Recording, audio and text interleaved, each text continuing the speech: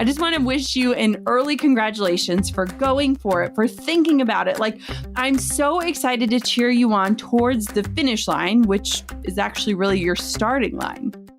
Hey, my name is Jenna Kutcher, and I am obsessed with all things business, marketing, numbers, and helping you to navigate both the messy and the magical seasons of this thing called life. I'm a small town mama who took a $300 camera, grew a successful photo biz, and now I work from home and run a 7-figure online business. I teach you the tried and true secrets to building a career you adore. Shy away from the real talk? No way. Money, hardship, growth, loss, and marketing are all topics we discuss here. Think of this as your one-stop shop for happy hour with a gal pal mixed with business school. Pull up a seat, make sure you're cozy, and get ready to be challenged and encouraged while you learn. This is the Goal Digger Podcast. Entrepreneurship should really come with a warning label because it generally comes with leaps of faith coupled with a lot of fear. I can remember that fear that came as I was planning and preparing to ditch my corporate salary and leave behind my 401k, and I can tell you that it was borderline crippling fear. If you've ever had the desire to launch your own business or to take a side hustle and turn it into a full-time career, well, I'm here to champion you 100% of the way. Taking a side hustle to a full-time gig is an enormous and mostly scary undertaking, but also a huge adventure to finally go for your dream full steam ahead.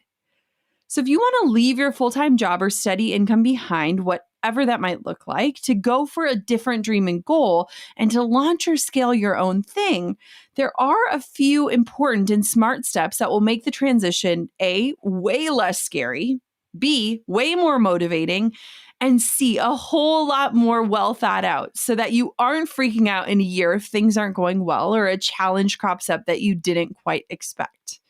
This episode is for those who feel sort of stuck between clocking hours for someone else when they'd really rather be spending that time and energy building something of their own.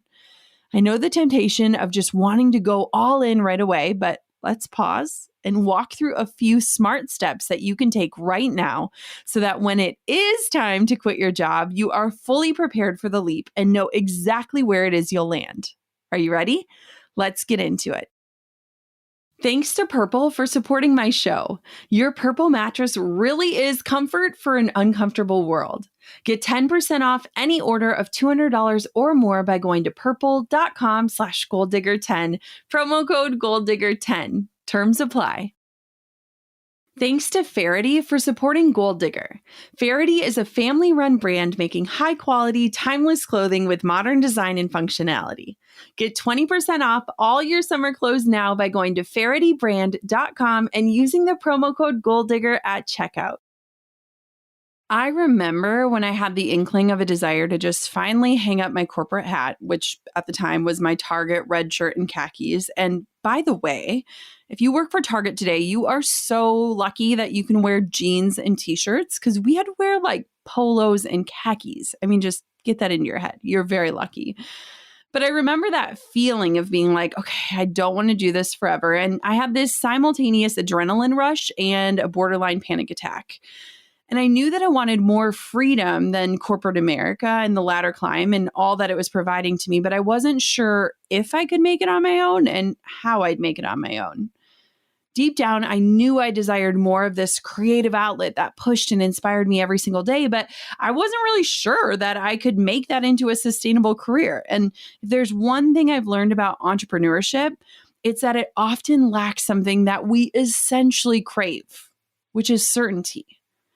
So many times we look at entrepreneurs and think, wow, they were just so brave to just go for it, to go all in. But in reality, what we generally see as one celebratory post on social media announcing that big move, behind the scenes, it required a ton of planning and time and thoughtfulness in order to be able to go all in on your side hustle or to start a business from scratch.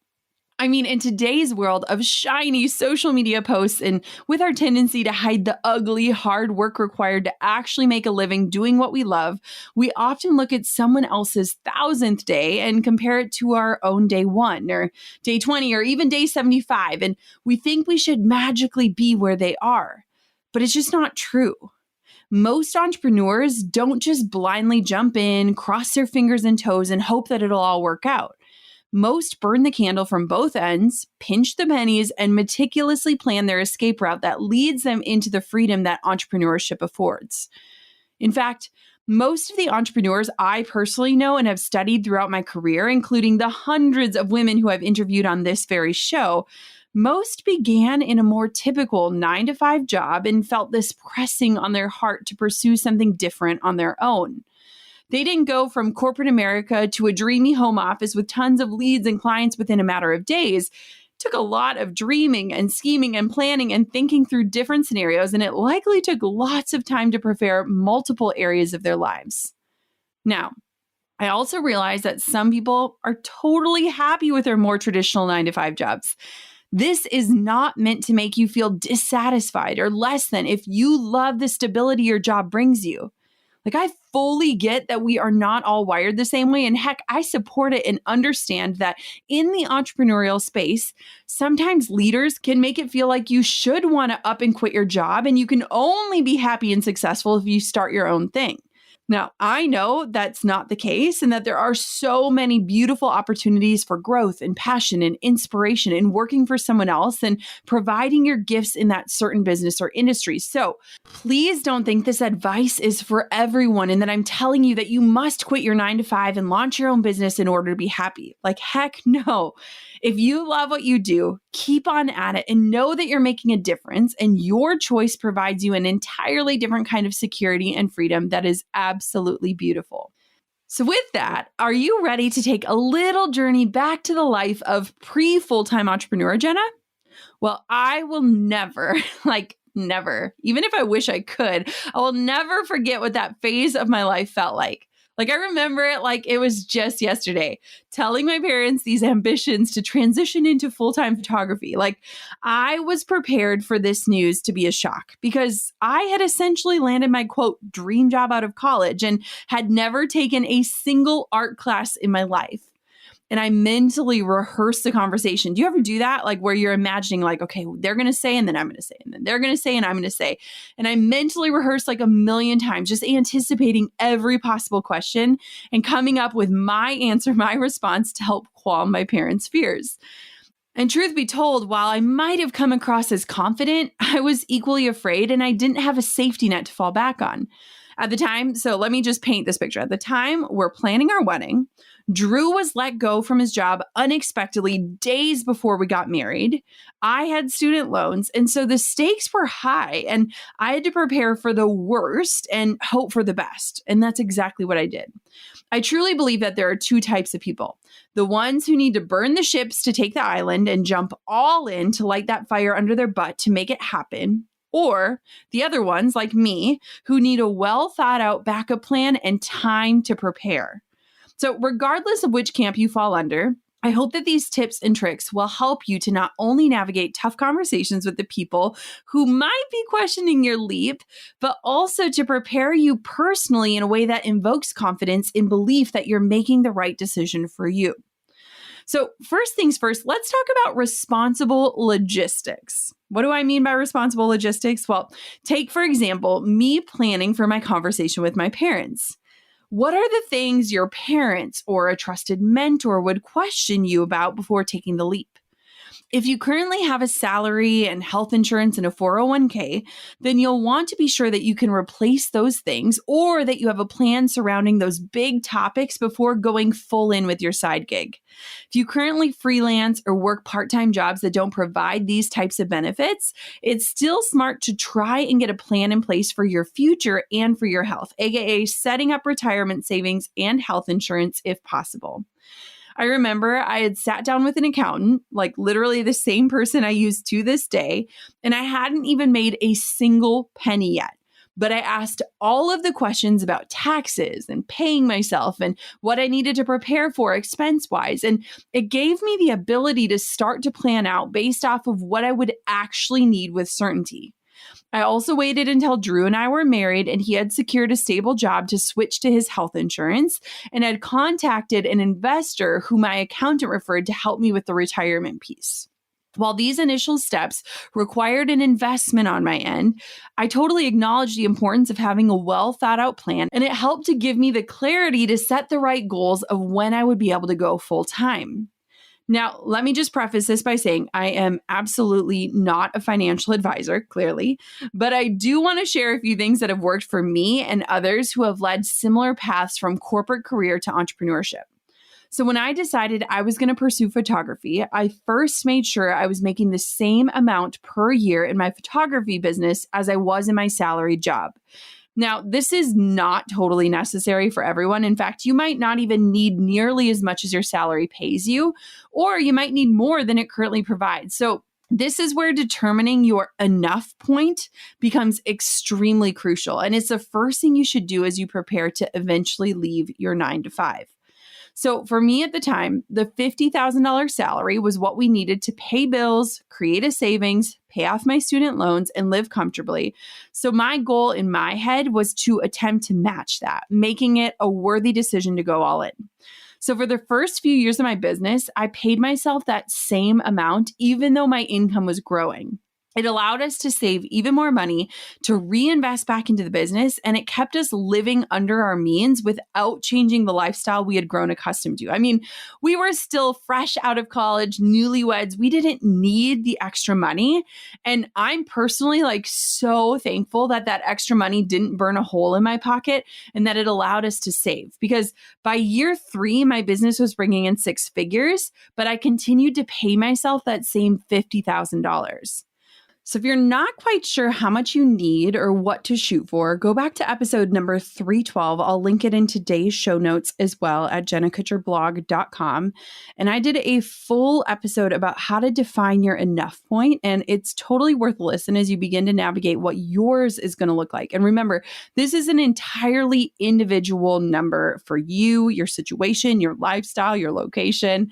And so in short, your enough point is just the overarching level of success that you can realistically achieve and would be pleased to reach, and it covers your necessities. So this could be the same number as your current salary, or maybe you could make $10K less a year and still afford your needs and desires just fine and be perfectly content. This isn't a number based on emotion. It's based off of an actual equation that gives you the clarity of what you need to be shooting for. It's based on your values surrounding money, time, and effort, and it allows for you to say no to the wrong opportunities while preserving your best yeses for the things you value the most. So for example, if you could make enough money to afford your lifestyle and have the freedom to only work 3 days a week so that you could spend the remaining time with your family or traveling the world, then that might be your own version of enough. Freedom and flexibility might be the driving value behind your enough point rather than just a number on your bank account balance. My enough point has ebbed and flowed over the years, and it's transformed with the different seasons of life that I've found myself in. All in all, your enough point should and will still take into account the amount of money you make because, after all, we do need money to function and live comfortably in this world, but it can be helpful to think of money more as a vessel to fulfill your values than just some arbitrary achievement or number that you think you should be chasing. So ideally, your side business will begin to bring in or scale up to whatever that enough point number is for you that you've defined for yourself before you quit your other job. That's going to give you the confidence that you need to end your original income because you'll know that you'll have the ability to bring in exactly the amount that you want and need to fulfill your enough. A couple other things to consider when it comes to responsible logistics are your retirement savings and healthcare insurance.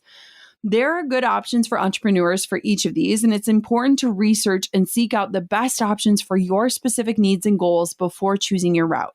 And please, please, please don't just assume either thing can wait until you feel more, quote, steady in your business. I think our brains often trick us into that thought that once I have X, Y, and Z, I'll start to save or create my plan. But any financial advisor will tell you that saving for retirement now, as soon as you possibly can, is absolutely going to be life-changing. It's the best way to start compounding those savings so that they multiply at the greatest rate for your future so that you can still actually retire one day. Now, I'm thankful because I'd gotten into the practice of investing into my retirement in the corporate setting because I realized that I didn't miss the money that I never saw. So while I missed the matching funds that I absolutely got in that setting, I took the valuable lesson and started to set aside money each year, maxing out the amount that I could set aside each time. We were also able to create a retirement program for my salaried employees, which was a big move as a small business and something that excites me because as a leader, for me, it's super important to give these opportunities to my team. And trust me, it took time to figure out how to do that, but I'm so glad we were able to. Now, it's wild to me that according to an article from CNBC, only 13% of small business owners and self-employed people participate in a workplace retirement plan. My thought is that it's because it's simply not a priority when so many pieces feel heavy and important in running a business, especially in the early days. And trust me, I totally get it. There is a lot on your plate as a business owner and plenty of things that could feel like priorities to invest in. If you can find a trusted advisor to help you set up either a solo 401k or a Roth IRA that you can contribute to every month, even if you're not able to max them out right away, just contributing something will begin to set you up for a better future and the ability to retire comfortably someday. Remember, if it becomes a part of your habit and you have it auto draft the money so you don't even see it, it'll be set aside and your lifestyle will likely adjust to help that remain a priority for you. Now, for us, health insurance was a major piece of the puzzle. With so many of my family members working in the medical field and after being voted the most accident-prone person in my graduating class, I knew that having medical insurance was important for me to secure before going full-time.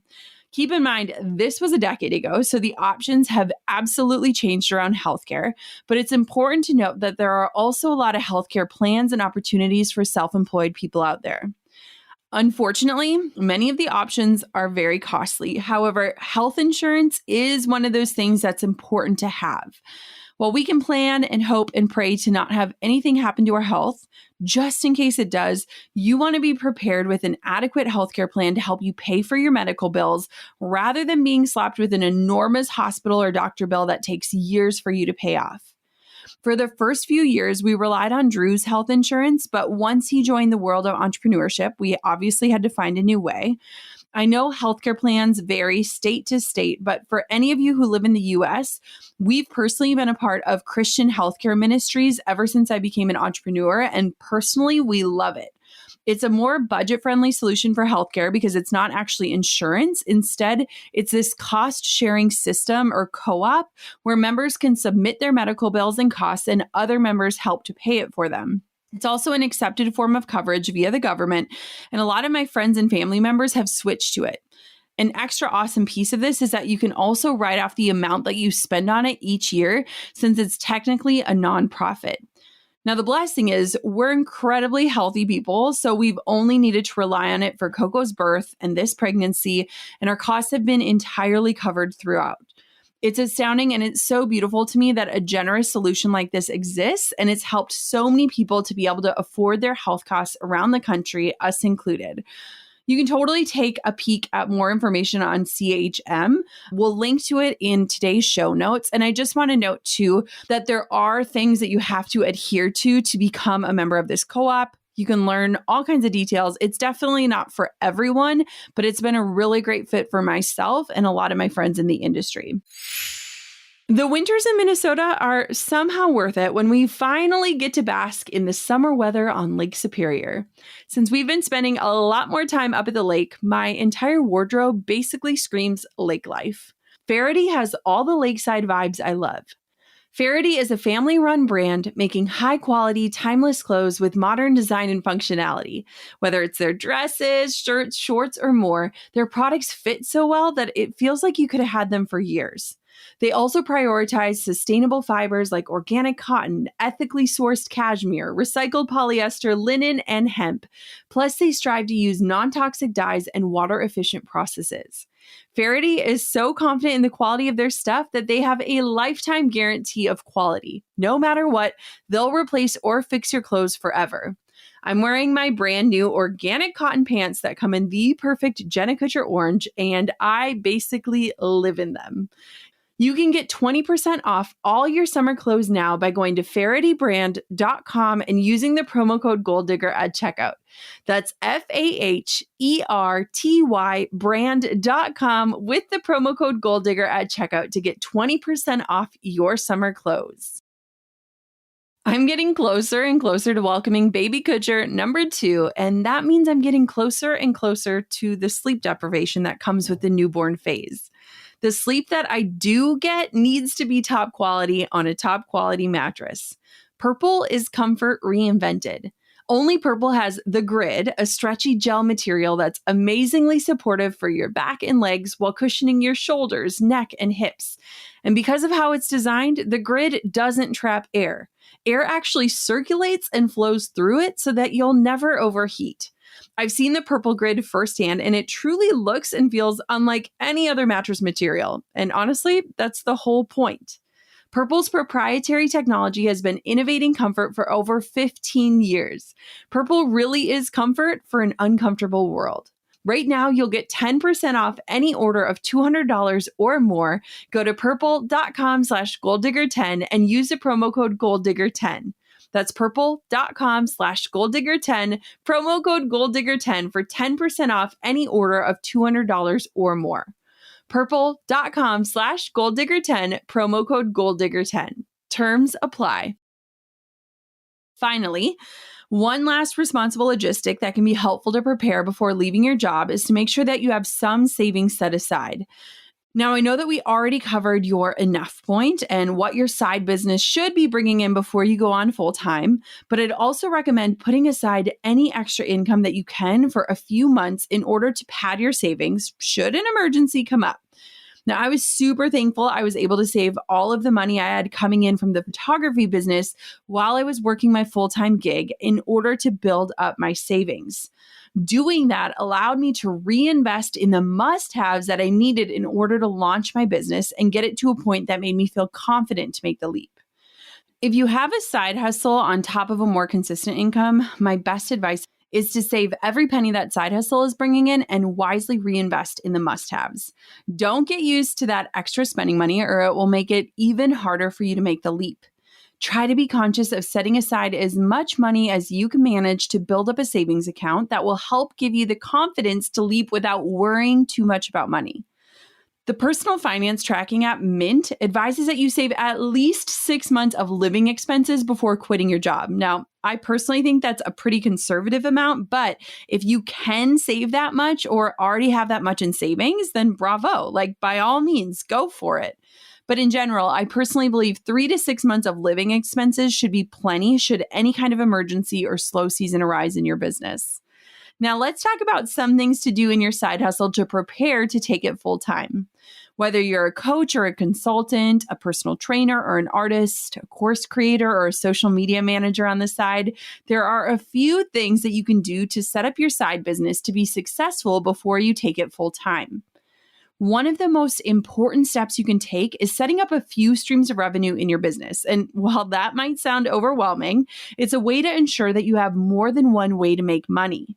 After last year, we learned that the world can literally shift in a matter of days, and we all need to be resilient and adaptable. It's much easier to be both of those things when you aren't reliant on just one thing to make an income. Having more than one way to generate money is something to be thinking of and planning for.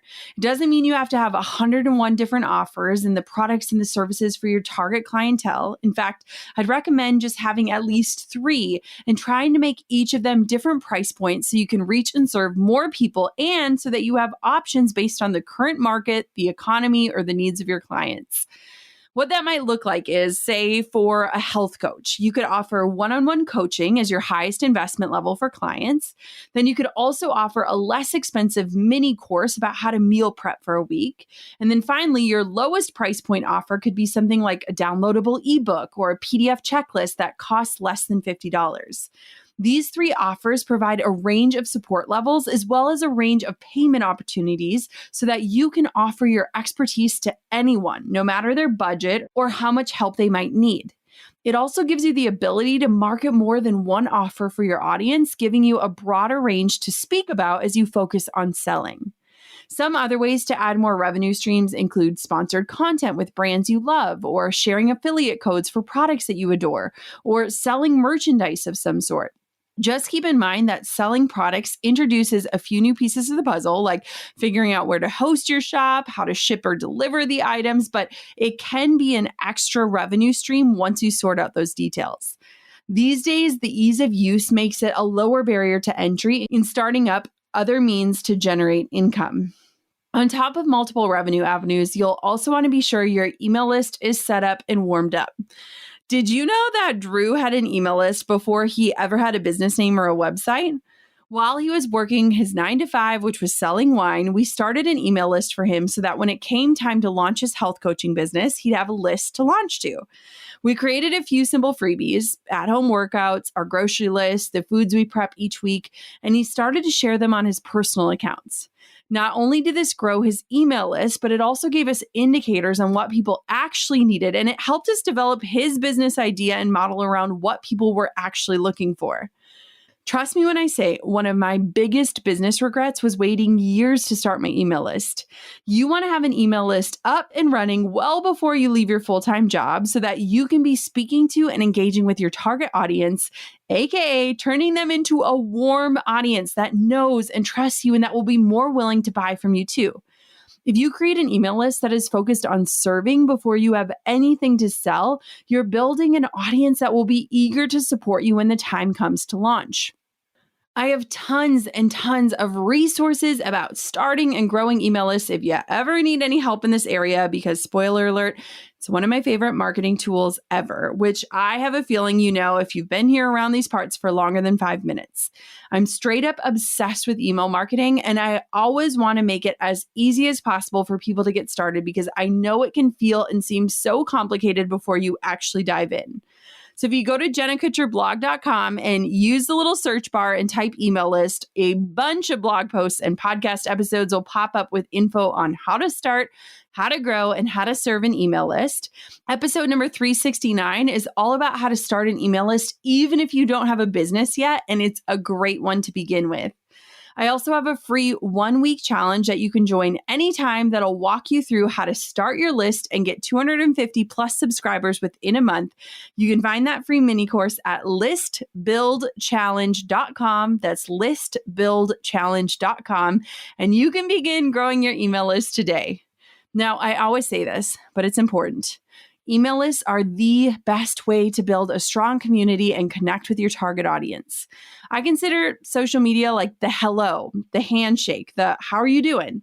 But email marketing is the long walk on the beach and a candlelit dinner. Like it's where you can speak directly to your audience, share important stories, wins, and lessons, and it's a spot where you don't have to compete with literally thousands of other voices all of social media. The marketing gurus behind OptiMonster shared in a blog post that for every $1 spent on email marketing, $44 are made in return. That's a pretty big deal if you ask me. Plus, 59% of people say that marketing emails influence their buying decisions. So the bottom line is, if you aren't emailing your target audience and focusing on your email list, you're probably not optimizing your reach and your revenue as effectively as you could. As for transitioning from 9-to-5 life to work from home for yourself life, there are a few things you might want to consider. For starters, make sure you have a place in your home that you can actually focus and get work done if you don't have a dedicated office space outside of the house. Now, it doesn't need to look like a gorgeous Pinterest-worthy home office with a dedicated room and desk and workspace, but you should at least try your best to set up somewhere productive and conducive for getting into your flow state when you sit down for work. My first office was in our spare bedroom of our apartment. We fit our desk from college in there, and I added a few photos and motivational quotes, and voila, I was officially someone who worked from home. Now, as many people have transitioned into the work from home lifestyle over the past year, a lot of the challenges that we encounter while working where we live and living where we work pop up. There are ways to combat the challenges to allow you to be productive and efficient while working from home. Things like limiting distractions as much as possible, like TV or even your cell phone. It also means setting up somewhere that's comfortable, but that keeps you wide awake. Trust me, there have been too many times I've attempted to work from bed and ended up taking a little cat nap instead. So setting up at your kitchen table or a desk if you have one is much more effective and conducive to productivity. Take it from me. There's also this funky transition period where your brain is constantly like, what in the world are you even doing? After you leave your full-time job to do your own thing, you've got to be prepared for that mental flip-flop game. It's really important and helpful to just know that it's going to come, and when it does, you know how to respond. Like, think about it. It's likely the first time in your life where you're not getting consistent feedback from authorities and you're in control of your fate. Knowing that straying from the societal norm of working for a corporation is not a bad thing, and that doing something different and starting your own business doesn't mean in any way that you failed or you weren't cut out for that other corporate life. You might be overwhelmed by the freedom of your days at first, and that's completely normal. I remember when Drew would come home from work and he'd wonder out loud why he didn't unload the dishwasher or do the load of laundry in the laundry room. But I had to set up boundaries for myself to separate work and life and to stay focused. It's important to figure out what that balance will look like for you as you begin your new full-time endeavor. Focus on figuring out what times of day are most productive for you and what your preferred work style is. Like, for example, batch working might not be your thing, but instead you might love time blocking. Maybe you prefer to take calls on Mondays and do admin work on Tuesdays and then leave Wednesday through Friday for client work or project expansion. Lean into those habits that work best for you and pay attention to what isn't working. You're going to have the full freedom to choose your schedule and your routines, and that, my friend, is a beautiful thing. Now, last but not least, enjoy this time as you prep for something so big. I know it might sound cliche, but every moment of preparation matters and is leading to something so incredible. Going for your dreams is a massively big deal, and doing your due diligence to get there and secure your finances and future means that you have to have the wherewithal, the gumption, and the endurance to really rock this entrepreneurship life. Now, I'm not going to lie, getting your ducks in a row is no easy or even quick task. It might take you 6 months, a year, even longer. But if you can prepare well and wisely, you'll feel so much more at ease and confident when you finally do feel ready to step away from your 9-to-5. And when you do, then it is go time, and your past work life will feel like a distant memory in no time at all. I just want to wish you an early congratulations for going for it, for thinking about it. Like, I'm so excited to cheer you on towards the finish line, which is actually really your starting line. Anyways, I know you can do this and do it well, and I hope that this episode helps prepare you to have the confidence necessary to not just make the leap, but to stick the landing. Thank you so much for listening to another episode of the Goal Digger Podcast. Until next time, keep on digging your biggest goals. I'm over here giving you a virtual high five because you just finished another episode of the Goal Digger Podcast. Did that go by way too fast for anyone else? If you want more, head over to goaldiggerpodcast.com for show notes and all the discount codes from today's sponsors. And if you're looking for a new crew of movers and shakers like you to bounce ideas and ask questions, be sure to join my exclusive community for Goal Diggers on Facebook. The link's waiting for you at goaldiggerpodcast.com.